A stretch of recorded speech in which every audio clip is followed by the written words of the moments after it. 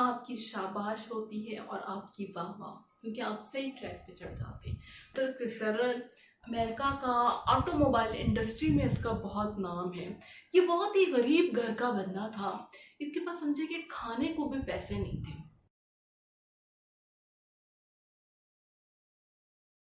बिस्मिल्लाहिर्रहमानिर्रहीम, अस्सलाम वालेकुम। कैसे हैं आप सब लोग? उम्मीद करती हूँ खैरियत से होंगे। बाद औक़ात हम अपनी ज़िंदगी में बहुत मेहनत कर रहे होते हैं, हम उसमें हम अपने काम में तमाम एनर्जीज लगा रहे होते हैं, हम उसमें अपना वक्त दे रहे होते हैं, हमारी फैमिली लाइफ डिस्टर्ब हो रही होती है, और लेकिन फिर भी क्या वजह है कि हम उसमें ज़हनी तौर पर मुतमईन नहीं होते, हमारी कोई डिस्टिंक्शंस नहीं बनती, हमारे अचीवमेंट नहीं होते, हमारे क्रेडिट पे कोई नाम नहीं आता। और शायद अगर हम वो काम ना भी करें या उस प्रोफेशन में ना भी रहें तो ऐसा नहीं होगा कि कोई आपको बाद में याद करेगा या ये महसूस किया जाएगा कि ये बंदा नहीं है, इसकी ज़रूरत पड़ चुकी है। हम अपने काम में थॉमस एडिसन नहीं बन पाते, हम एंड्रयू कार्नेगी नहीं बन पाते, हम बिल गेट्स की तरह नाम नहीं कमा पाते, हम छोटी सी मासूम बच्ची अरफा करीम की तरह कामयाब नहीं हो पाते, हम राइट ब्रदरान की तरह अपने शोहरत नहीं कमा सकते, हम नेल्सन मंडेला नहीं बन पाते, हम बाराक ओबामा की तरह प्रेसिडेंट नहीं बन पाते। हमारी ज़िंदगी की कहानी ऐसी नहीं होती कि उसको लोग सुनहरी हरूफ में लिखें या हमें याद करें। ऐसा क्यों होता है?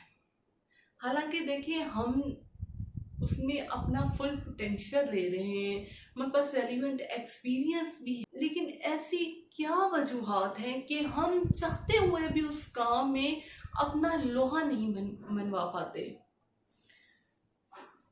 मुझे लगता है, मेरी रिसर्च के मुताबिक, माहिरीन की राय के मुताबिक, इसकी बेसिकली मुझे दो वजूहात समझ में आती हैं। सबसे पहले ये कि आप जिस ट्रैक पे चल रहे हैं वो ट्रैक ही गलत आपने चूज कर लिया है। नंबर दो कि आपका वो टेम्परामेंट ही नहीं था उस काम को करने का, आपका मिजाज नहीं था, आप करना कुछ और चाहते थे लेकिन उस प्रोफेशन में आ चुके हैं और अब आप उस काम को बेदिली से करते हैं, आप उसमें अपना फुल पोटेंशियल नहीं दे पाते। आपने ये समझ लिया है कि चले गुजारा तो चल ही रहा है ना, चलो टाइम तो गुजर ही रहा है ना, चलो रोजगार तो आ ही रहा है ना। आपने कभी ये सोचने की कोशिश नहीं की, कभी उसको इम्प्रूव करने की कोशिश नहीं की। हमारी जिंदगी में दरअसल होता क्या है, हम प्रोफेशन आप खुद नहीं डिसाइड करते। 99% केसेस में आपके पेरेंट्स आपको बताते हैं कि आपने आगे क्या पढ़ना है, आपने किस फील्ड में जाना है, बेशक वो आपको इंटरेस्ट हो या ना हो। या हमारे एक भीड़ चाल भरी हुई है कि अगर दुनिया सारी के सारी एक तरफ जा रही है तो आप भी उसी एक डायरेक्शन में उस लाइन में लग जाते हैं।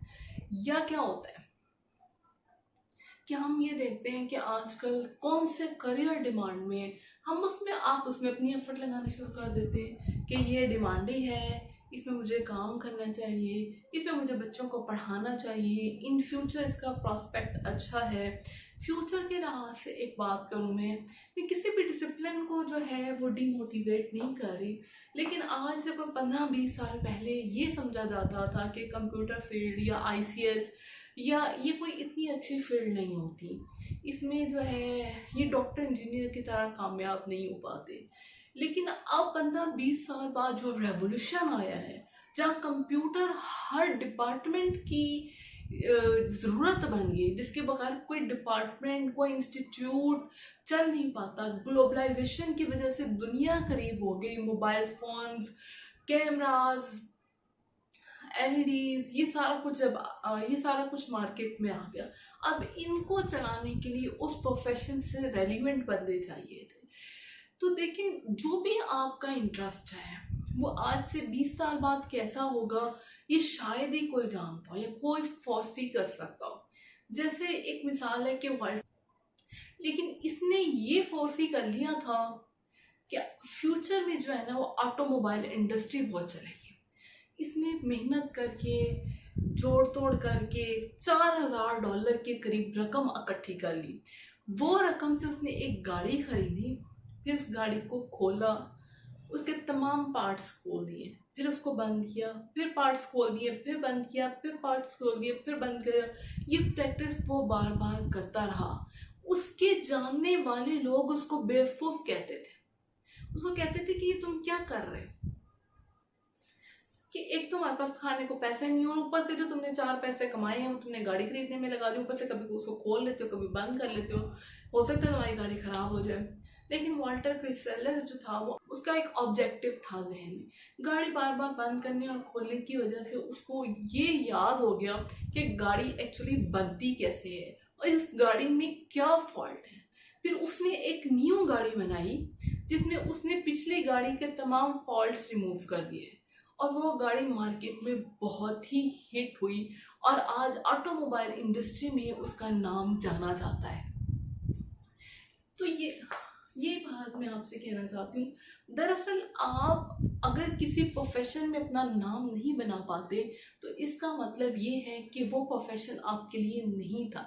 आप बाय चॉइस उसमें नहीं गए, आप भीड़ चाल में या तो लगे, या आपके माँ बाप ने आपको कह दिया है, या आपकी नानी दादी की ख्वाहिश थी कि आप डॉक्टर बन जाएं, लेकिन आप तो म्यूजिशियन बनना चाहते थे, आप अदब की दुनिया में नाम बनाना चाहते थे, आप टेक्नोलॉजी में अपना नाम बनाना चाहते थे, लेकिन आपको वो अपॉर्चुनिटी नहीं मिल पाती। हमारी दुनिया का अलमिया ये है कि एक रिसर्च के मुताबिक दुनिया में सिर्फ 1% या 2% लोग, ज्यादातर 1% लोग हैं जो पर्पसफुल लाइफ गुजार, जो एक मकसद के साथ जिंदगी गुजारते हैं और बाकी लोगों को पता ही कोई नहीं है कि उनकी जिंदगी का मकसद क्या है। और शायद उन्हें ये भी नहीं पता होगा, 100 साल बाद भी पता नहीं होगा कि वो दुनिया में क्यों आए थे। वो आएंगे, खाए पिएंगे, सोएंगे, एक रूटीन लाइफ गुजारेंगे और इस दुनिया से चले जाएंगे। अब आज की इस वीडियो का मकसद ये है कि आपको कैसे पता चलेगा कि आपकी जिंदगी का एक्चुअली में मकसद क्या है, आपका टेम्परामेंट क्या था, आपका असल टैलेंट क्या था, आप क्या करना चाहते थे।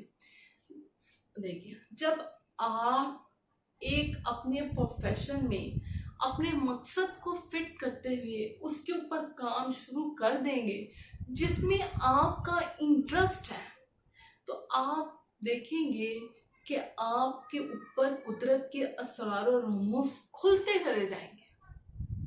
आपको उस काम में मजा आने लगेगा, आप वो काम इबादत समझ के करेंगे।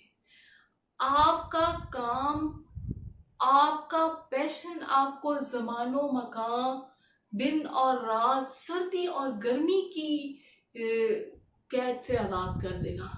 आपको नहीं पता होगा सर्दी है गर्मी है, बस आप अपना काम किए जाएंगे, किए जाएंगे, किए जाएंगे। लोग आपको ऐसे मिल जाएंगे जो आपको गाइड करेंगे। आप देखेंगे कि मेरे साथ हुआ क्या है, आपको लगेगा कि आपके हाथ में अलादीन का चिराग शायद लग गया जिसको आप रगड़ेंगे तो आपका मसला ये चुटकी जाके हल हो जाएगा, क्योंकि वो आपका दरअसल असल में पैशन होगा, प्रोफेशन होगा। आप उस काम को करते हुए थकेंगे ही नहीं।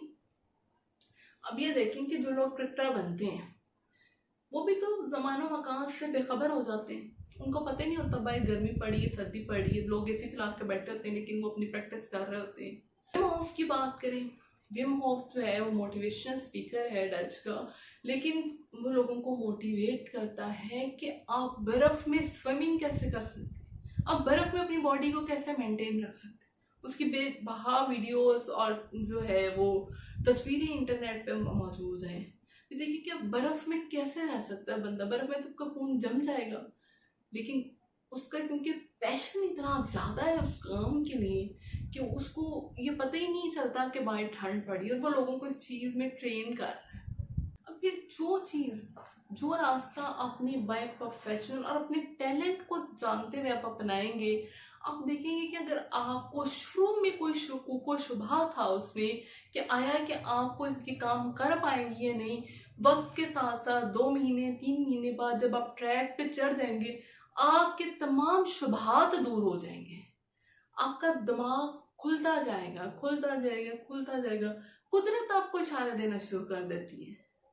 देखिए, जब भी कोई अपना काम पूरी ईमानदारी और मेहनत के साथ करता है तो कुदरत भी उसकी मदद करती है। और हमारा मजहब भी हमें ये सिखाते हैं, लेकिन इंसान इल्ला मासा, इंसान को वही मिलता है जिसके लिए वो कोशिश करता है। ये है कि जैसे जैसे आप उस काम को करते जाएंगे, आपकी आइडेंटिटी, आपकी शनाख्त उस काम के साथ मुंसलिक हो जाएगी। मसलन जैसे जब भी कोई माइक्रोसॉफ्ट का नाम लेगा, हर बंदे के ज़हन में बिल गेट्स का नाम आएगा। टच स्क्रीन का नाम लेगा तो स्टीव जॉब्स का नाम जहन में आता है, क्योंकि उन्होंने अपना 100% इतना डाल दिया है कि आज जब भी बच्चा गली में कोई भी इसका नाम लेता है तो आपको कोई कहे या ना कहे, आपके सबकॉन्शियस में इन लोगों के नाम चल रहे होते हैं। फिर आप इस प्रोफेशन में जिसमें आप राइट ट्रैक पे चल पड़े हैं, आपका सबकॉन्शियस सबका साथ देगा, आपको ऐसे ऐसे आइडियाज देगा कि आप खुद हैरान रह जाते हैं, आपकी अकल दंग रह जाएगी कि मेरे साथ हो क्या रहा है, मैं इसमें पहले क्यों नहीं आ चुका। ये दुनिया में बहुत कम होता है और बहुत कम लोगों के हिस्से में ये खुशकिस्मती आती है कि जो वो काम कर रहे हैं वही उनका पैशन हो, वही उनका प्रोफेशन हो और उसी से रेलिवेंट उसके पास एजुकेशन भी हो। ये बहुत कम होता है। बादुका क्यों होता है कि आपकी एजुकेशन किसी और चीज में होती है, लेकिन हालात को देखते हुए आपको नौकरी किसी और किस्म की करनी पड़ जाती है, तो आपका जो टैलेंट होता है वो तो जाया हो जाता है। अगर आप स्टूडेंट भी हैं तो आपने, अगर आपका अदब में या लिटरेचर में इंटरेस्ट है तो आप उस फील्ड में ही जाएं, उसमें ही अपना नाम बनाएं, अशफाक अहमद साहब की तरह नाम बनवाएं, विलियम शेक्सपियर की तरह खुद को बनवाएं, अपने टैलेंट को पहचानें। देखिए, जब आप अपने टैलेंट को पहचान कर काम शुरू करेंगे, उसमें सबसे बड़ी बात ये भी होती है कि आप मुआवजे की भी फिक्र भूल जाते हैं। अगर आपको कोई थोड़ा मुआवजा भी दे रहा है या आप फ्री ऑफ कॉस्ट भी काम कर रहे हैं ना, आपको एक सेटिस्फेक्शन मिलती है कि आपको अपॉर्चुनिटी मिल गई है अपना टैलेंट दिखाने की, अपनी हिडन क्वालिटीज को एक्सप्लोर करने की, आपको लोगों से बात करने की, में ज्यादा अच्छा परफॉर्म कर रहे होते हैं। आपका ट्रू टैलेंट आपको दुनियावी चीजों से आजाद करके रूहानियत की तरफ ले जाता है। देखिए, जो लोग इस्लाम की राह पर भी चलते हैं उनका भी तो ये पैशन होता है, उसको प्रोफेशन बना लेते हैं। बहुत से ऐसे लोग हैं, या अगर हम अपने सूफिया कराम की बात करें, उन्होंने अपने आप को इतना डिवोट कर दिया उस काम में कि आज उनका नाम लिया जाता है। बात ये होता है कि जब आप अपने ट्रैक पे चढ़ गए, सपोज करें आपका उसमें इंटरेस्ट है, आप उसमें अपना 100% दे रहे हैं, अगर कभी ऐसा मौका है कि आप अपना वो काम को टाइम नहीं दे सके या कोई अनहोनी हो गई है, तो आप ये देखेंगे कि आप फिजिकली तो कहीं और प्रेजेंट होंगे, लेकिन आपका तन मन धन सोच में आपका काम ही चल रहा हो, आप उसी के बारे में सोचेंगे, अच्छा इसको कैसे करना है, इसको कैसे टाइम देना है, जो गैप आ गया इसको कैसे कवर करना है। और